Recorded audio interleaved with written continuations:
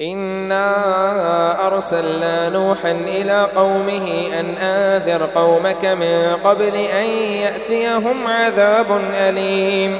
قال يا قوم إني لكم نذير مبين أن اعبدوا الله واتقوه وأطيعون يغفر لكم من ذنوبكم ويؤخركم إلى أجل مسمى إن أجل الله إذا جاء لا يؤخر لو كنتم تعلمون. قال رب إني دعوت قومي ليلا ونهارا فلم يزدهم دعائي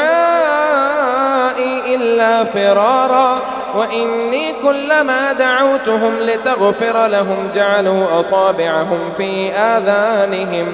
واستغشوا ثيابهم وأسروا واستكبروا استكبارا ثم إني دعوتهم جهارا ثم إني أعلنت لهم وأسررت لهم إسرارا فقلت استغفروا ربكم إنه كان غفارا يرسل السماء عليكم مدرارا ويمددكم بأموال وبنين ويجعل لكم جنات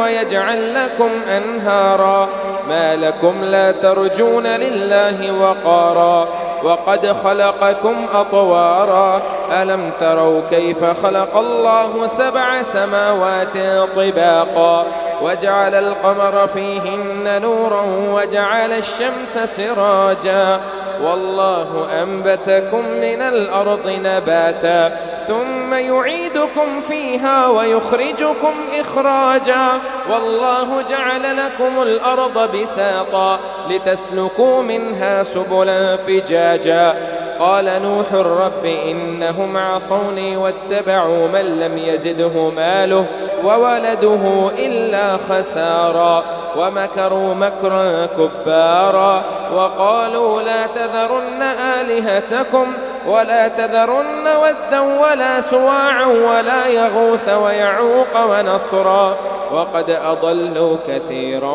ولا تزد الظالمين إلا ضلالا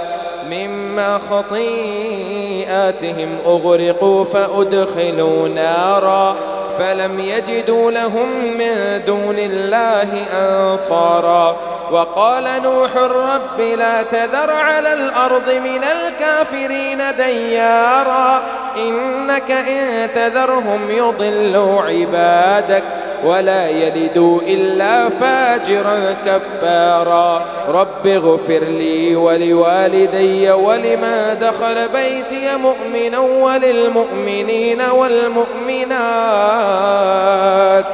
ولا تزد الظالمين إلا تبارا.